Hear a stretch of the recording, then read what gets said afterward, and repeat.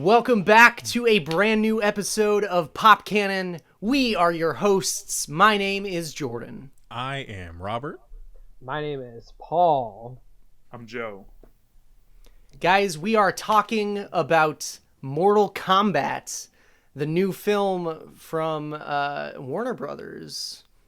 And we got to watch it on HBO Max, and it is available in select theaters. I watched it on HBO Max. I think we all did. I enjoyed it. I thought it was a really solid start for a brand new franchise. And I've also never really been big into Mortal Kombat. I've played a few of the games, the older ones. But other than that, never really dove into the mythology. I bought Mortal Kombat 10 for the Xbox One. I played it for 2 days, and then I was like, all right, I've had enough. Never finished the story, never tried to continue with that. Just played multiplayer. So I was essentially a blank slate of information for this film, and I enjoyed it. It wasn't perfect.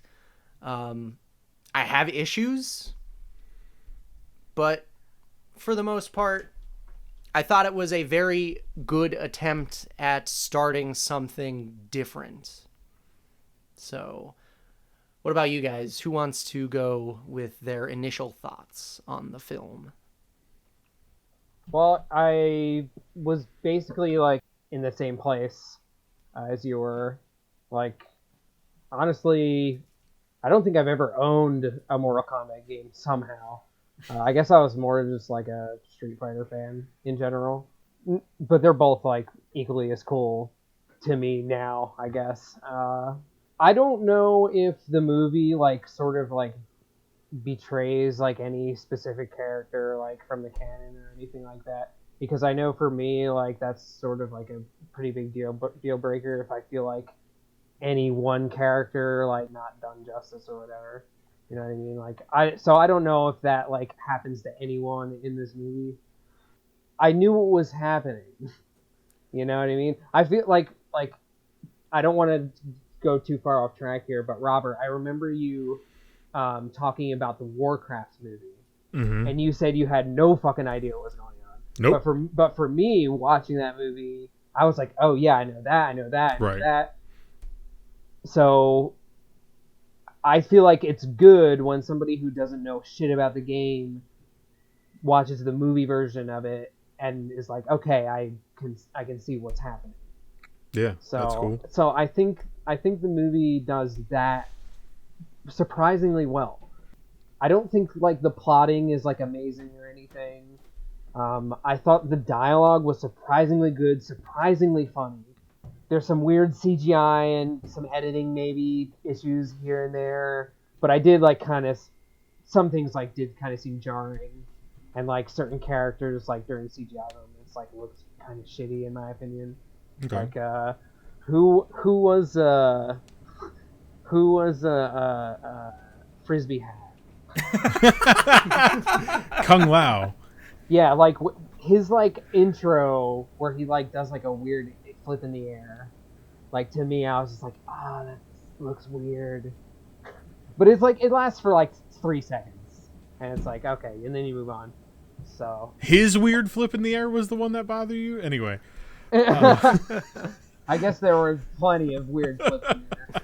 But anyway, yeah. So overall, like, it's surprisingly good for somebody who doesn't know the source material to follow along and enjoy it and understand. Like, this is a martial arts movie that's chaotic and has to do with fighting, and that's what you're here for. So I didn't think it was that great. Yeah, so the editing, there were a lot of like really jarring moments in a movie where like I kind of want to see more of the styles of combat and even like the stunts. Like there's one like awkwardly edited scene where Cole like jumps over a fence over the truck, and it's like cool because you see that last flip, but like the like lead into like him jumping onto the van was just like ugh. It was just a really awkward scene to watch, and I think that repeats a couple times throughout. And the performances don't really add much to the characters, but I think that also is a symptom that there's not a lot to the characters, or at least not that they've told you. I think that's part of it's such a big movie, and I don't necessarily know that much about Mortal Kombat, but I know that there's a lot of characters that they even left out here, and like people were upset that they didn't include everybody. But like in a movie where they're trying to juggle all these different characters, they didn't really give anybody a ton of depth. Like I think the most developed character is probably Kano, and like why why is the comedic relief racist sexist guy the one who I know the most about coming out of this? Like Paul said, the effects were a little clunky at times. It was a pretty easy to follow movie. The plot just wasn't really necessarily there for me. We lead in with like that text scroll telling us all about the tournament, but the tournament never really happens. And I know that's part of like the enemy's evil plot, but it also seems like that's gonna be down the line in the franchise, that like, oh, the next movie maybe we'll see the tournament. That's less than a month away. All in all, it just wasn't really for me. Maybe if I was a bigger fan of the games, I would have taken more out of it, but I just didn't. I mean, of the four of us, I'm the biggest fan of the games here for sure, because fighting games are really like the only ones that I really can nestle into. Like Paul said, Street Fighter was what we were playing when we were younger. I didn't have Mortal Kombat because I don't think I had a system that could play it, but I played the arcade game when I would see it in an arcade, and I knew of it because there was like one kid in the neighborhood whose parents let him have it, and he would play it, and we would all go play it. But like, generally the characters like Scorpion and Sub-Zero and all of those guys, and most of them get featured here, which is really cool. But I liked this movie so much. Once the credits rolled, I was like, I want in now, and I wanted the sequel like as soon as possible, because I wanted to just keep the momentum that I felt like the film carried going. And I've heard like the criticism that there isn't an actual tournament in this movie, and while that's like technically true, because I guess you don't see like a bracket situation, everyone singles off and fights as if there is a tournament happening. And it's one of my favorite things about the movie is that they didn't shy away from any of the game stuff at all. They just kind of dove in, and it's not like that difficult of a fucking concept to understand. They added some stuff, I feel like, to try to make it make sense for a movie, like the scar that's like your entry token, but also can give you powers eventually. I think that's like a device for the film to move forward. It feels more like that. I don't believe that anything has ever been said in the at least 3 games that I've played in full of Mortal Kombat that's ever mentioned any of those things. There's so much fan service, but in like, for me, the best way. Like, I loved all of the fan service in this movie. From the characters announcing that they want to fight, or like they were doing the video games announcing for the movie. Yeah. I fucking, like, somehow they made that make sense. Like, it seemed like those people would say those things. Right. So that didn't bother me necessarily. Like, if like the crazy Australian guy just survived that encounter with who's supposed to be Reptile, and they gave his full reptilian version here, which has been featured in the games more recently, that it's an actual fucking reptile. He survives that fight and pulls his beating heart out of his chest, which is one of Kano's fatalities from very early on, like the very first game. That was his thing that he did, which is awesome to see happen for real. But then he says Kano wins. Like, of course, that guy already talked. He already talked like himself in the third person before that. So he would say something like that. And when Kung Lao said flawless victory after he sawed the fucking the pterodactyl woman in half, that was fucking amazing. I thought that was so cool. I loved so many of those moments. But like, what was like, I don't know, was there a favorite sequence specifically that you guys had about it? And this is gonna come off kind of strange, but I really liked the scene where Jax sent Cole and his family away and tried to lure Sub-Zero, like, from them. I thought that was a really fun sequence, and it really like set up that, like, okay, Sub-Zero is a threat here to, like, everyone. Earth's champions were not ready for Sub-Zero. Yeah. Regardless of if he was fighting them in the tournament or if he was fighting them on the Anywhere streets else. a month Yeah. before. But yeah, when Sub-Zero grabbed Jax's arms and like ripped them off, I was like, oh, that's just so brutal. Yeah. Just kicking him down, and we got to, like, the camera like lingered on it, and we got to see the full impact of Jax getting like kicked over. I thought that was really cool and really well done. Yeah, that last fight scene too between Scorpion, Sub-Zero, and Cole, I think that was one of the better scenes of the film. That was so fucking legit, dude. Oh my god. It was so fucking awesome. Scorpion being resurrected or coming back from hell, from the nether realm. Like, it seemed almost as though they really wanted to use the spear that Raiden took from Scorpion's home where he died. They really wanted to use that, and then it seemed like once that spear felt the blood of his literal bloodline, that's when he then was resurrected from hell. Like, somehow that was the gateway. They don't really explain it, but that's what it seemed like on my rewatching of it. That was like way more clear. Yeah. Because at first I was kind of like, oh, he's just fucking there now. Holy shit. Like, that was terrifying. That's how it felt for me watching it. Yeah. Not that I was like upset necessarily, because they do like kind of talk about earlier in the movie like they're being different realms. Mm-hmm. So already you're like, oh, okay, well, then hell isn't really like death necessarily. Right. Yeah. So, And then Shang Tsung, the main bad guy, says death is only a portal or something like that, or a doorway, some shit like that. And then he takes the bodies, so it's like, that's not the last we've seen of Melina. Mm-hmm. Yeah. Or Sub-Zero or Goro. Specifically, we saw those three disappear into that like smoke stuff that he kept coming out of. And Kano. And Kano, that's right. But I think it's awesome in a movie where I was kind of trying to figure out how they were going to go about that. Yeah. Right.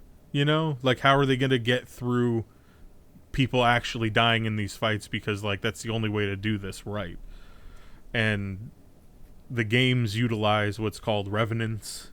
Like, they come back and they're like a zombified form, but they have like their thoughts and shit. Like, it's a whole thing. But I think that that's like clearly where they're going with that. Yeah, that makes sense. I really loved the opening with Hanzo's family and his death. I love the set design there. Yeah. And just, that was a fight where like the music didn't always match the beats of the fight, but at like the pivotal moments it did for sure. But the fight itself was very well coordinated. It was very funny when he goes, I don't understand your words, but I'll kill you. And it's like, why are you talking to each other if you don't speak the same language? Well, so that was the thing. I don't remember if it came up in the subtitles. Yeah, but it said like in Japanese, in Mandarin, like right, it was being very specific on how they were not speaking the same language, which cleared it up for me from the game, because I didn't know necessarily one was a Japanese clan and one was a Chinese clan. Yeah. So to get that clarification from the film, I think is that's a feather in their cap, I feel like. And then the characters that are speaking those languages are using those fighting styles. Yes. Hanzo Hazashi is clearly Japanese, so he's using Japanese fighting techniques. And then Bihan is Chinese, so he's using. I forget. I watched one of the featurettes and they named the specific type of Chinese martial art that they were using, but it just know that it is a specific Chinese martial art. And the guy that's playing Sub-Zero, he is like super prolific. He's one of the guys that was in the movie The Raid, or in the Raid movies, which I haven't seen, but everybody like can't stop talking about them after they see them for action sequences. He's also like a 15-year Indonesian judo champion or something like that. So he's like in the best possible position as Sub-Zero, as the main bad guy that everybody has to work toward fighting.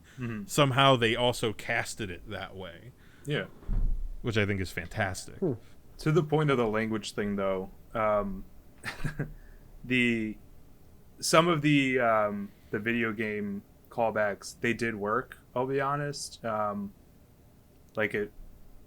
Kung Lao's kind of a dork, so it makes sense that he would make a dorky statement like flawless victory. Yeah. But the get over here, I know that's like, you can't get away with putting Scorpion in a movie And not say that. Not say that, but it's like, did he go to hell and learn English? Right. Well, how else would he know how to say that? Yeah. And like, why? It's not like it was set up right to have like Sub-Zero say that to his family, like, get over here or something. Right, so then he's returning it. Yeah. Maybe, well, maybe he just studied in hell, dude. He learned how to control fire in hell, so like, why not also pick up a book and read English? Yeah. Like, Yeah, there's probably a good couple Americans in hell, so. I mean, jeez. I guess I'm just gonna say fucking whatever Kano scene, basically. Like, just pick one, basically. I guess I really liked him, like, getting his laser eye. That was cool. Like, all the scenes with him are good. I like that. I liked in the laser eye scene, they riled him up in an attempt to try to get him to find it another way. Because like the fight pit was not happening. They knew he needed to face his anger. Yeah, they knew, and that's like, it's such a. I feel like it was really subtextual that they did that. Yeah. They were not like out in the open about, but it was the knowing look afterward, like we got him, like we know how to fuck to do this, like basically. It was a little bit insinuated when Liu Kang stands up to like rile him, like he definitely has that in his performance, that he's trying to get something from him. But. Yeah, I think so. But that just goes to Joe's point of like, Kano was an actual character, whereas we take someone like Sonya Blade, who dude, there's so many good performances in this movie, and there's also Sonya Blade in this movie. So I didn't necessarily have a problem with her performance. My problem comes from the character herself, the way she was written, the way that everyone was just kind of like, oh yeah, she could just kind of hang out. She found her way here. Sure, because she could just hang out. You're going to be our exposition girl, and you're going to tell us all about Mortal Kombat. And like, it's like, you dedicated your life to this for some reason. But, because Jax got the mark. The symbol. She was just like, oh, I have to find out what it is. Yeah. I will say though, I did like that it at least gave her a dimension to where it was like, oh yeah, she doesn't have a mark, but like she's still badass enough to like be fighting them. Yeah. Without one. Yeah. But I feel like they just could have executed that better. Probably. Yeah. And then they kind of just Mary Sued her at the end, where she like, as soon as she kills Kano, she's like, I know how to use my power.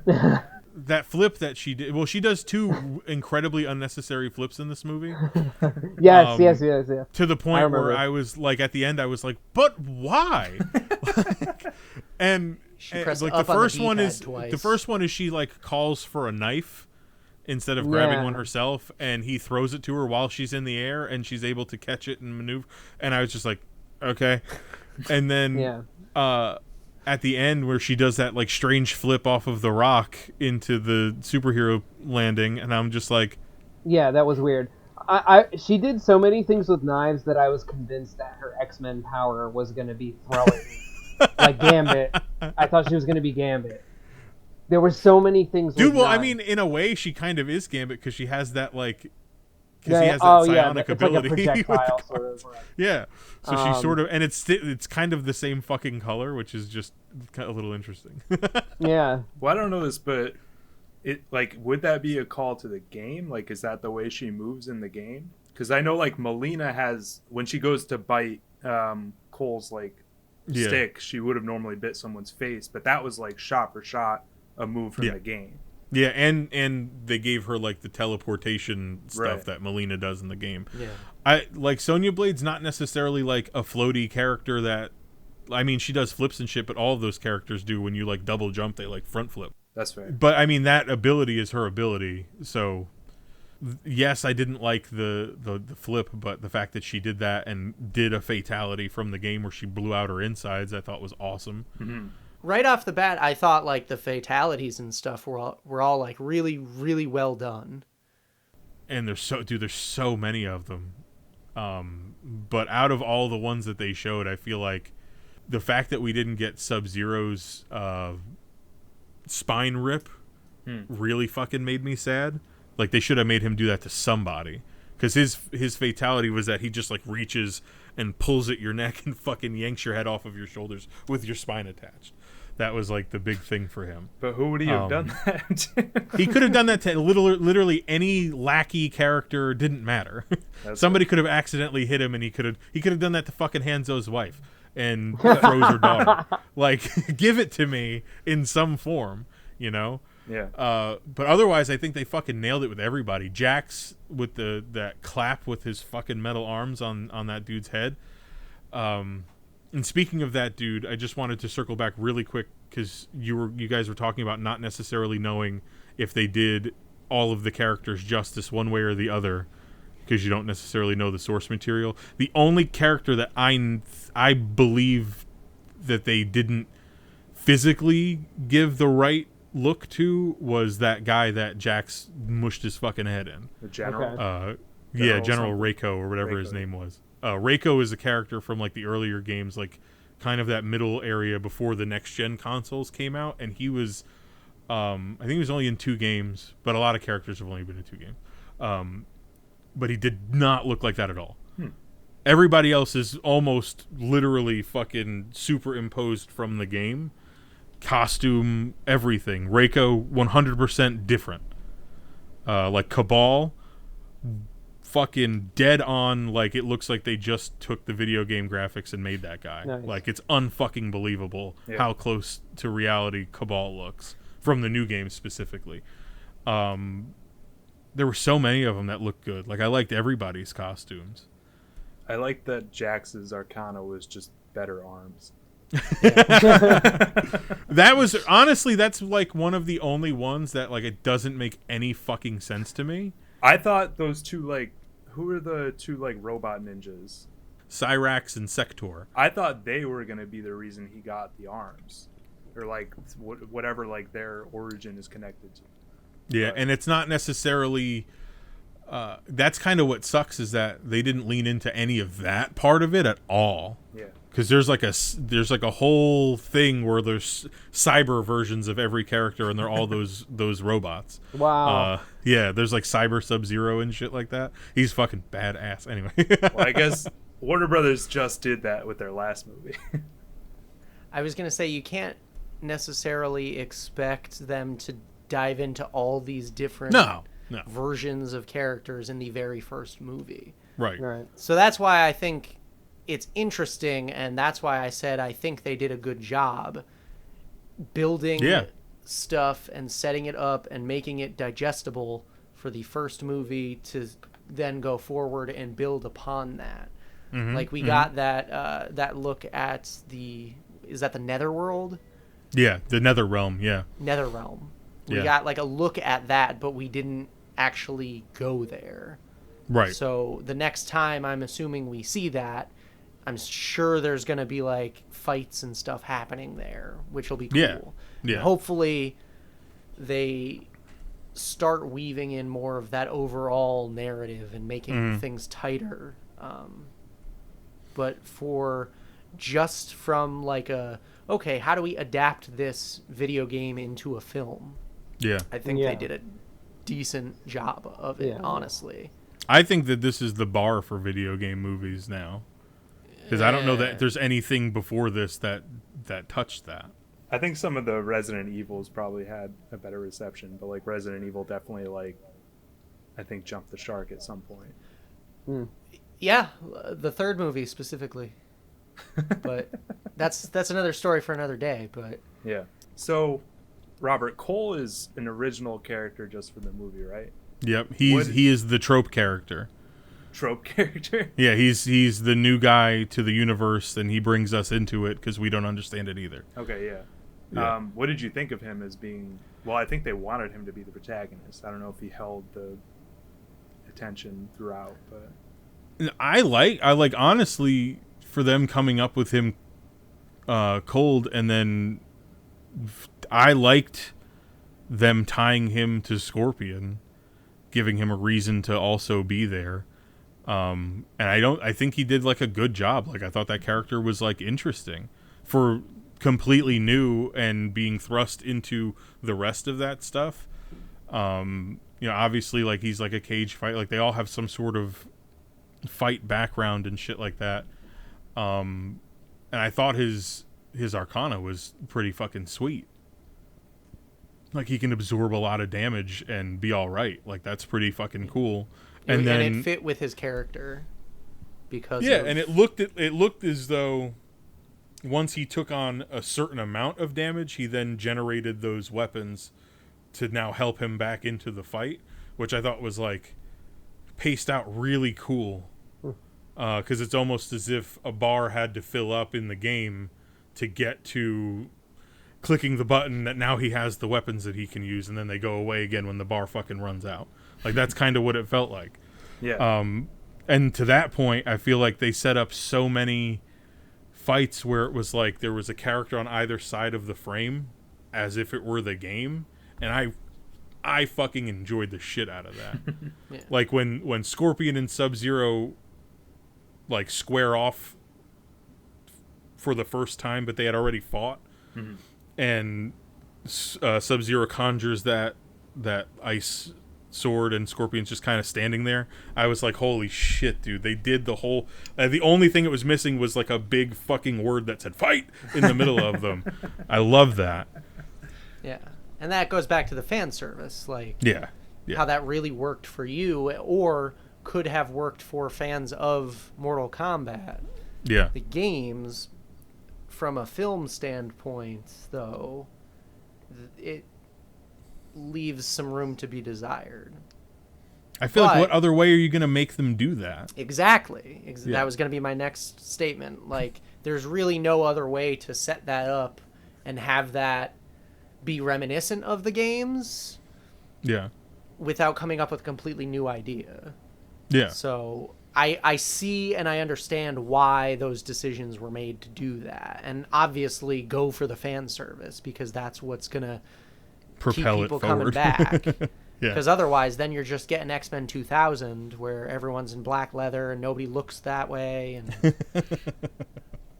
but yeah, I mean, I think I really do believe that they did a very good job world building from source material and trying to translate that into a film. People were So- very mad that they killed Prince Goro. But my point when I saw that criticism, because I was like, all right, well, first of all, you definitely know he's going to come back in some way because of the way that they ended that. But he's ostensibly the prince of some sort of nation, right? You would think that killing the prince of that nation would piss off the people of that nation, thusly leading to a inevitable conflict in the next film. It's like, that's kind of laid out there for you. I don't know why people would be like, well, wait a second. Like, it's fucking clearly obvious what's happening there. I don't know why you're upset about it. Wasn't there also a girl character of that race from the game? Yes. Yeah. Yes. And then there's like animal versions of four-armed characters Oh. also. Well, You just- even more than that, like within the span of one movie, somebody dies and comes back to life. Right. Yeah. So like, why would you be upset about somebody dying? Seriously. Holy shit! I didn't even fucking think of that. Like He literally dies at the beginning of the movie and comes back for the finale. Yeah. Like, why would you be upset that any other character died throughout the film then? anybody's fair game now. Yeah. Come on. Literally, it's just the rules that they built That's themselves. awesome. So That's so cool. I didn't even think of that. Why did Raiden abandon Hanzo's bloodline? What do you mean? Why wouldn't he keep the descendants with him and train them up for 500 years? Oh. I don't know. I don't know what honestly, for me, the very first time I watched it, I thought that the kid that Raiden saved was just going to wind up being Cole. that's Yeah. what I was That's what I thinking. thought too. Yeah. And then they were like, centuries have passed, and I was like, wait, hold the fuck on. What? Yeah. I was an orphan in Chicago. What? That I don't understand. I don't know. I think the only thing that could be in my head, trying to make sense of it after the fact, because they didn't say anything about it in the movie, is that they want to have waypoints in time to go back to where Scorpion still doesn't exist. Oh, maybe, yeah. Like, that's the only thing I could think of. Like, they want to be able, because the games eventually involve time travel. Oh. And like seeing yourself doing things in the past, but it's a closed loop. You can't affect it. So you're just watching what's happening, and anything that you've done's already affected the future, and so there's no like Single fucking time. the shit up. Yeah, there's no singularity shit happening, but like, they do involve that going forward. And one of the things that it was an Easter egg in it was the amulet that Kano picked up. Okay. That with that bright green thing, and it was kind of like goldish. The Eye of Agamotto. We saw it. Basically, yeah. There's a huge. They mentioned the Elder Gods a few times, and the like bad Elder God is Shinnok, and that's his amulet. So there's basically, I would assume the fact that Raiden has it would lead me to believe that there's already been a confrontation with him that we may have to revisit. And also, we don't know the whereabouts of the amulet at the end of the film, because it's super powerful, and when it's in the wrong hands, they could do all sorts of crazy shit with it. And Kano, we don't know, put it back. He was told to put it back. We didn't see him place it down on the thing. So it's very possible that comes back into play if they hopefully do a next movie, because I want to see it. The one thing that bothered me the most, I think, was as I'm watching the film progress, following Cole, and he keeps getting these visions of Scorpion, I was under the impression that he was just going to become Scorpion. Like, that's what I was kind of led to believe. Like, he was having these visions, and then at the end, instead of getting whatever power he got, I was thinking he was just going to become the new Scorpion. Right. That's also what I thought. I thought he was So, gonna be like, Scorpion. already I had this expectation in my head of like, oh, okay, that kind of makes sense. He's a descendant or whatever, and he would like just become Take the mantle. form of Scorpion, and then it just didn't happen. So that's why, to me, him getting that like armor was kind of like, oh, yeah, it doesn't even look anything like he's Scorpion's definitely just armor. going to be like 100% his own character, Yeah. and not. Which is Yeah. fine. Yeah, I get the frustration with that, because I didn't know where that was going. Like, I didn't know what the fucking thing was going to be for him, but like, I'm eternally grateful that he's not the new Scorpion. I think that fans of the game would have definitely shit all over this if he wound up becoming Scorpion. I think you're right. They would have been fucking angry. Yeah. Like, Yeah. No. When I realized that wasn't going to happen, I was relieved. yeah. Even though I don't really care, like, I know that One way or the other. It's an important character. You know what I mean? Yeah. And I don't Yeah. care, but I would have burned the fucking city to the ground. If Yeah. but like, but there's even ways to get around that, because they could have had him like become possessed by Scorpion, and it could have just been like the actor who played Scorpion playing Scorpion, and then That guy's playing so good, dude. Scorpion like he's got a little hell controller. Dude, Yeah. that guy's so good. The guy that played Scorpion, Yeah.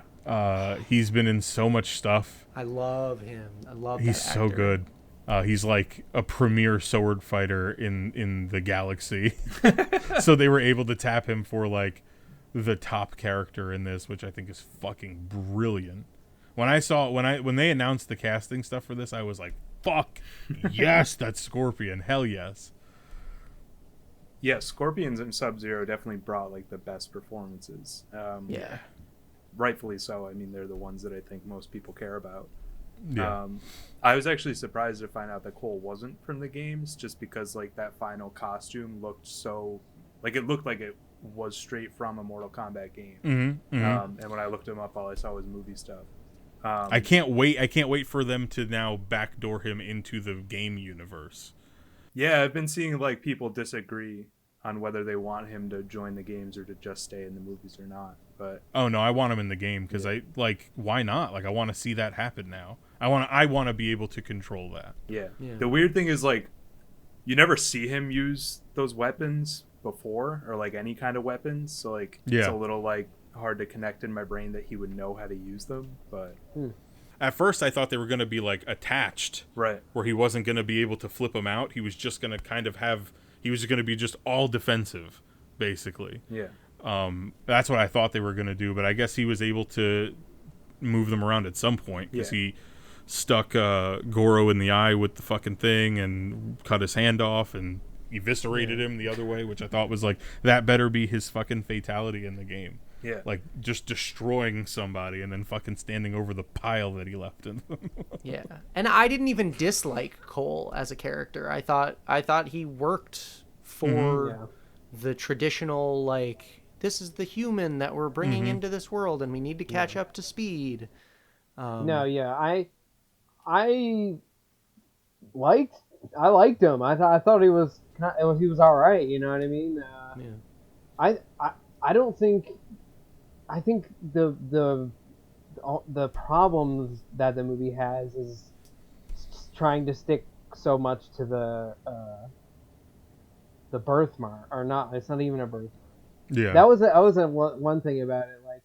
Like when we were watching it, we were like, wait, it's not a birthmark, because at first we thought it was, and Yeah, they kept calling like it a his birthmark. was right. or he believed his to be, Yeah. because he had it since birth, because he was part of the bloodline. But I guess the rest of them have passed through time in being killed or killing, then you then take it, which is what happened for Sonia.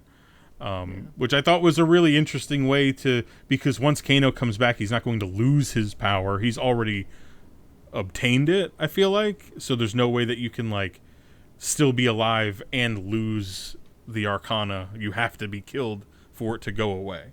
Yeah. Or to pass to somebody else. But if you are to come back in some other form, Yeah. then you keep I mean, it, that's I would just assume. like Scorpion.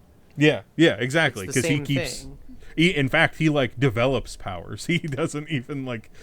We don't know that he can't breathe fire when he's in Japan when his parents are... Or when his daughter and his wife are killed. We don't know that for sure. We can't say that for sure. We don't know that he can't breathe fire then. We only know that he chose not to. Right, exactly. Maybe his Arcana is just that he's able to go to hell whenever he wants. I mean, Scorpion typically, like, and I love that they included, like, his face having that skeletal Yeah.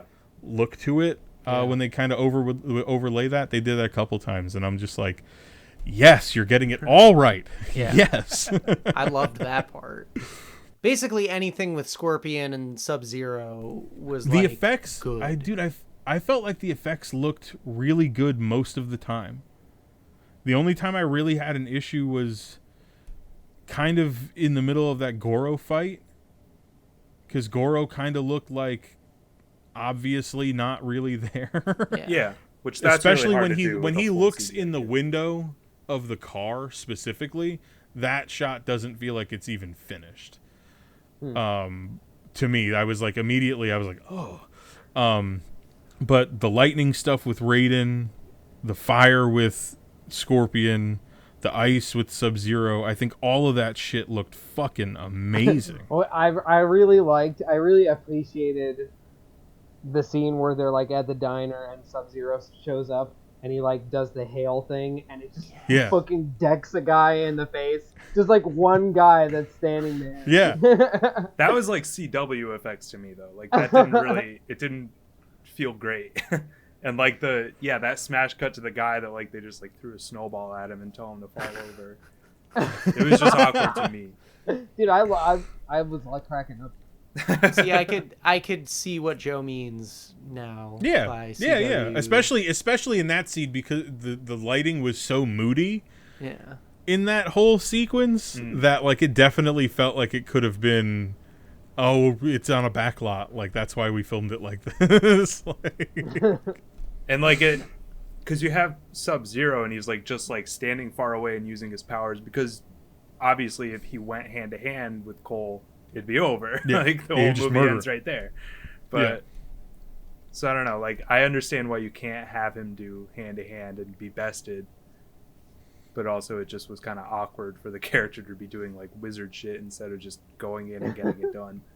Well, and I don't know that that specifically ties so much into what I'm gonna say, but there is like an element of they kind of showcased how people play this game differently within this movie because they did the move spamming in the fight pit where Liu Kang sweep kicks Kano 3 straight times. And he's like, learn a different move, mate. All right. Yeah. That's my favorite scene. That's my favorite. I fucking loved how they did that.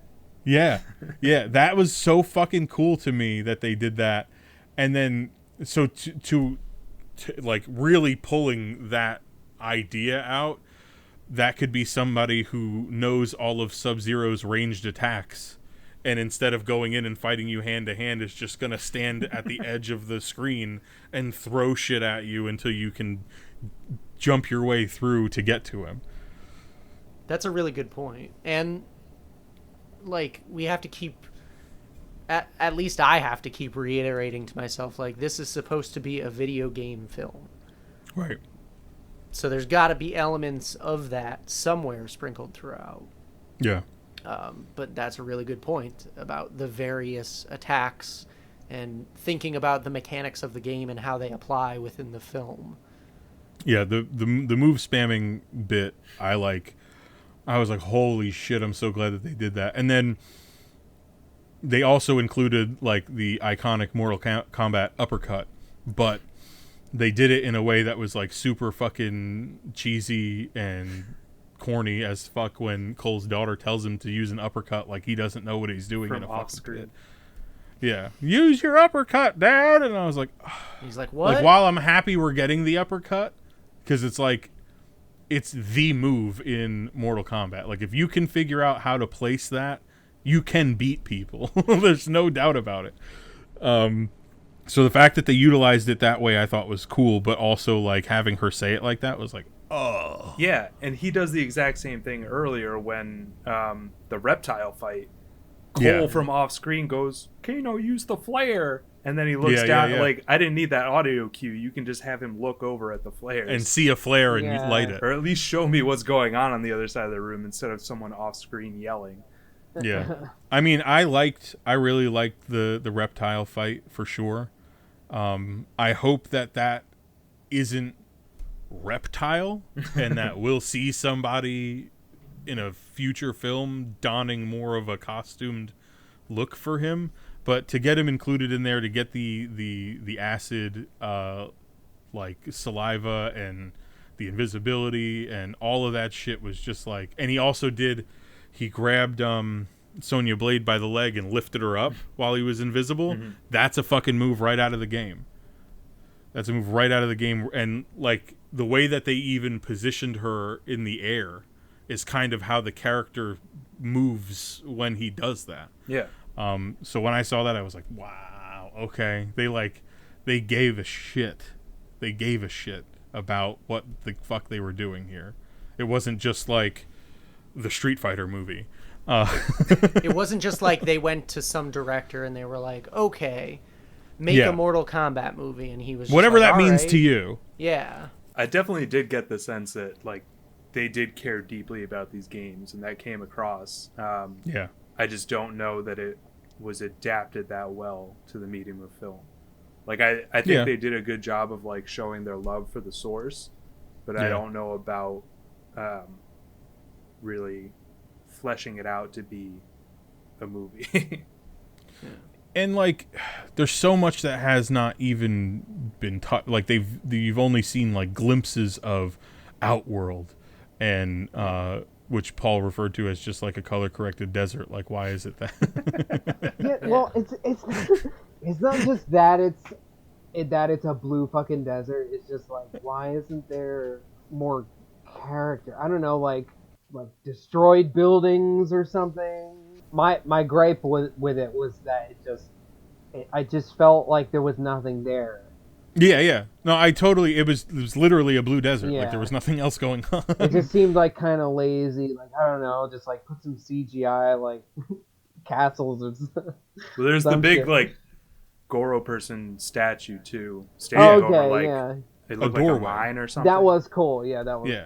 cool. It looked like it was a big door that Yeah. bust was of, and I was like, that's probably where like Outworld itself is, you know. Mhm. There's so many characters I can't wait to see though. Like, that's why I was like, fuck, give me this next movie now. Because they like clearly alluded to Johnny Cage being a big part of the next one, which was like a huge gripe for people that they excluded him in this movie. But I feel like you needed to establish shit before you also throw that guy into it. Yeah, I feel like Johnny Cage would have just taken over, especially Yeah. if you had him and Kano in the same room. It's just like I can only hate so much. Well, like, so Kano obviously is an unsavory like person, Yeah, but the characterization of him I think was pretty complete and was fucking funny. yeah, Where other characters in the movie seemingly attempted to be the same type of character, and I absolutely abjectly hated it. Like, I fucking hated the characterization of Kabal yeah. so much because I he wanna came know- out of nowhere with how he spoke, and it bothered the hell. Like, coming from me, the fact that he cursed so much threw me the fuck off. Yeah. Were the performer in the suit and the voice actor the same? I think so, because only one Okay. person's listed on the credit. Okay. But I It's don't just know like- why he was doing, like, if Rocket Raccoon could curse. I don't Yeah. know why he's doing that voice. There's Well, no they were explanation. doing Like, why that- does he sound like he's from Jersey? What the fuck is that about? I thought it was Frank. You know who I Reynolds. don't like? That fucking Kano scumbag. Like, why the fuck is he talking like that? Well, Drove another- me crazy. Why is the mom like? Why does she go fuck this when the kid is having like a traumatic episode because there's a giant orc killing her husband? Let me grab an axe and go fuck this shit instead of I'll do listening to him it. and running away. She was like, fine, I'll do No, it it- myself and grab the It axe. was really pissing me off when that was happening, and they were just like standing, Yeah, right there. just standing He said leave. outside. No human on Earth would just stand there and watch that. I was just like, why aren't you running? He's like 8 feet tall and he has 4 arms. And he's jacked. Like, he's not even fat, dude. He's not even like Yeah. a fat ogre. He's ripped. Like, get Yeah, the he's- fuck out of He's there. he's no Shrek.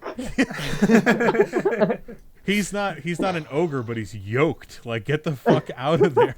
So, I mean, what if it's the daughter's favorite movie is Shrek, and so she thinks that it's an ogre?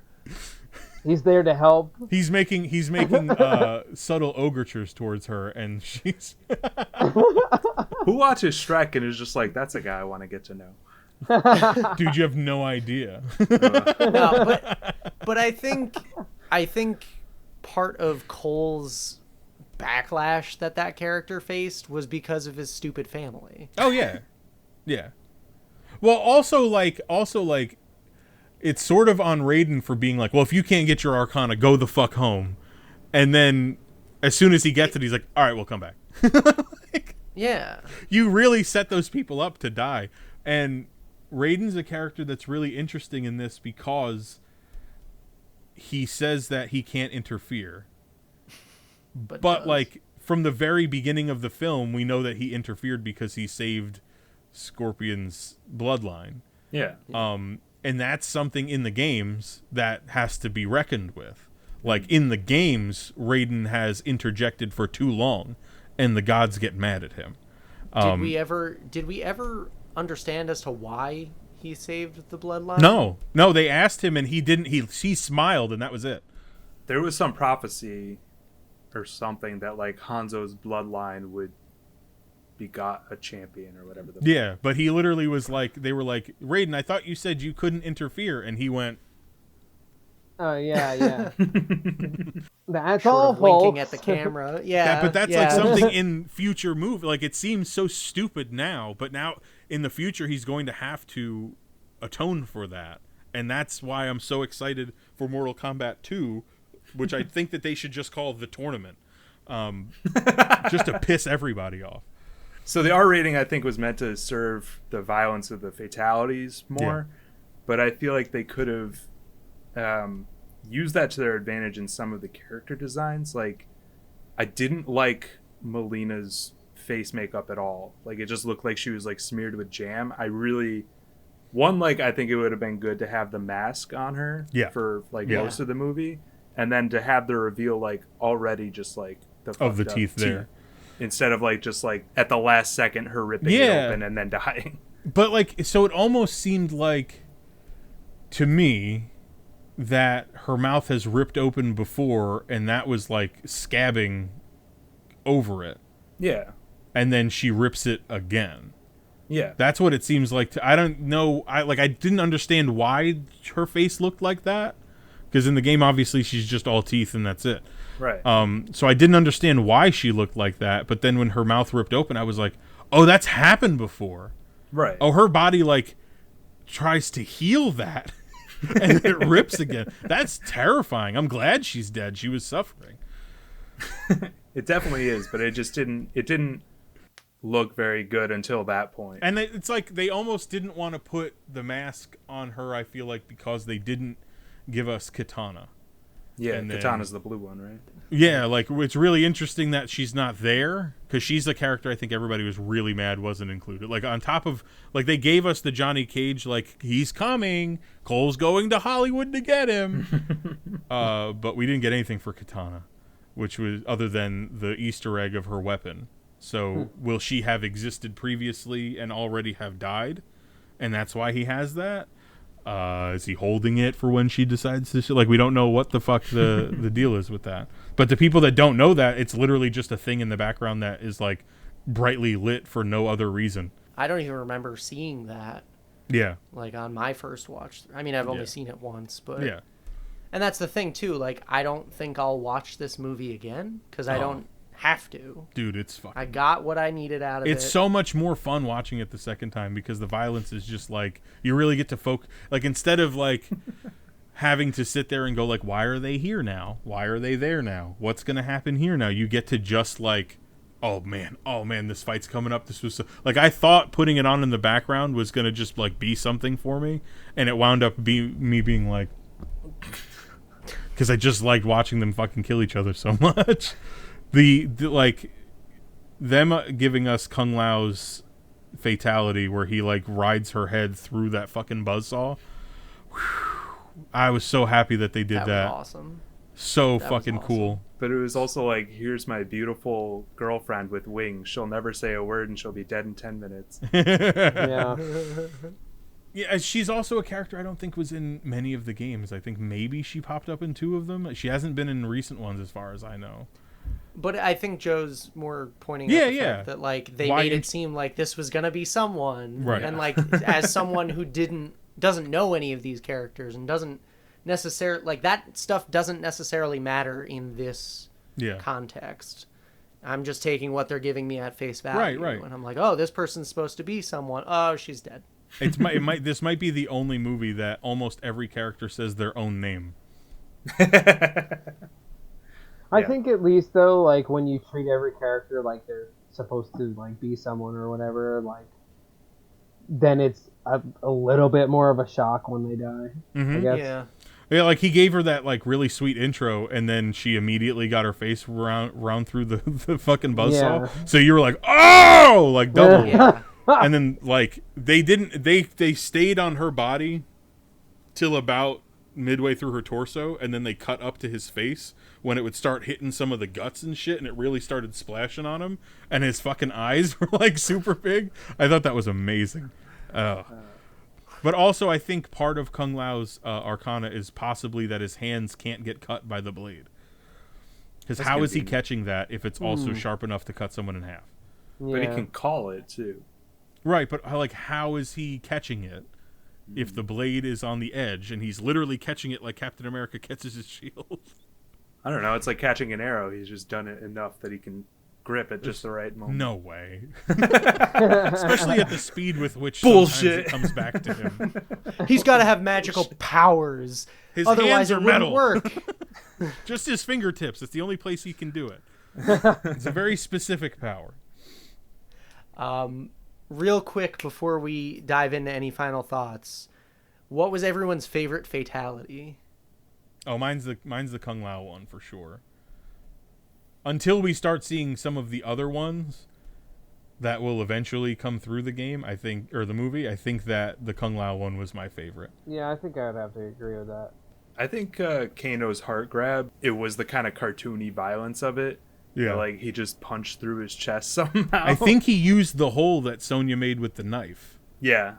He like punched that hole and found his Yeah. way directly to the creature's heart.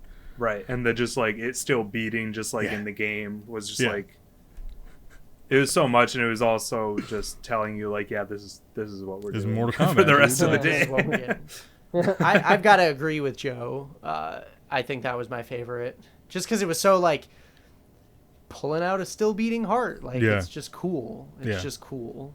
The other one, Jax clapping Reiko's head was like, I didn't expect it, but like I loved that he was like, these motherfuckers work. Yeah. It's definitely something the character in the game would say after he kills somebody by doing that. Like, so very much appreciative of them being like, Jax is like totally cool with doing this shit all the time. Final thoughts on Mortal Kombat. I would suggest this movie to somebody. Nice. Basically. I would say that it's good enough to suggest.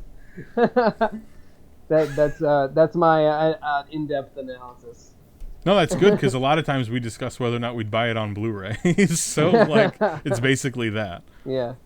I don't know if I'd necessarily suggest it to someone, but if someone's a fan of fighting games and someone's a fan of violence in films and likes cool death scenes and some gore, and like enjoys fight choreography, I think I would suggest it.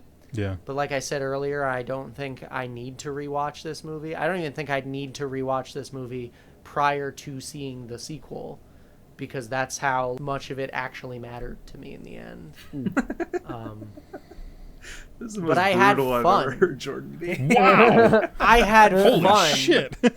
I had fun watching it, and if it was on in the background, I think I would occasionally watch for some fight scenes. But plot-wise, I don't need anything else from it. Plot-wise, I would love more from this.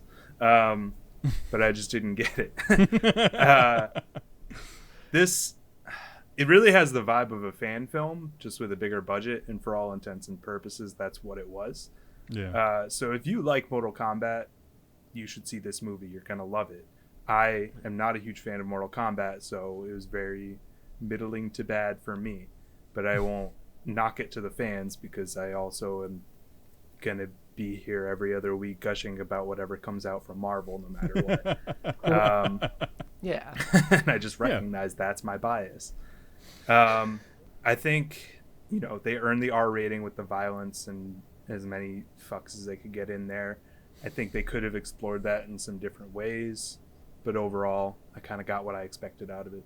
I mean, I already said it, but I loved it. I thought it was so much fun. Like once the credits hit, I was just like, man, that was like thoroughly satisfying for someone who likes to play Mortal Kombat. Like, I feel like, for sure. I'm really excited for the future of what this franchise is. I feel like I've seen WB say that they're like really looking for fan response as to whether or not they'll greenlight a second one. I feel like they have to greenlight a second one. I think they should. I think they really should. I think not greenlighting a second one at least is a huge, huge mistake. But like, liked all the characters in it. I'm excited for characters in the future. Something specific happens with Sub-Zero's character Bi-Han. That's like, I can't wait to see that, because they're doing it. Like, if they make a second one of this, they're moving forward with the Sub-Zero storyline, which is so exciting to me. So exciting to me. But Johnny Cage is definitely coming if they do a second one. Everybody's saying that should be The Miz from the WWE playing Johnny Cage. I feel like he would absolutely fucking crush that role. And I don't want Ryan Reynolds, as was otherwise suggested, because I don't think that it's the same type of humor. Like, Ryan Reynolds is a very specific type of humor, and this is not that. And I got a bunch of shit on that on Facebook for saying that, but people don't understand what I was saying. Because they were like, oh, it's called acting. And I was like, have you seen Ryan Reynolds in anything other than Deadpool? He's fucking Deadpool. You know what I mean? And like, a lot of these actors have very specific script requests. And like, Will Smith signs on to any movie and he gets to have his people doctor it to make it more Will Smith. Like, I feel like Ryan Reynolds absolutely has that power and does that on everything, because how else does he get in his sarcastic quips? If he's doing fucking, what was that movie? Definitely Maybe, or some shit like that. Detective Pikachu. Like, he got all of his shit in, and he wasn't even in Detective Pikachu. Like, he's got a style, is what I'm trying to say. Like, he has a specific humor about him, and he puts it into all of his work. And that's not Johnny Cage. Yeah, it just doesn't line up. It's not the same kind of humor. But, yeah, 100% invested in Mortal Kombat's film franchise future for me.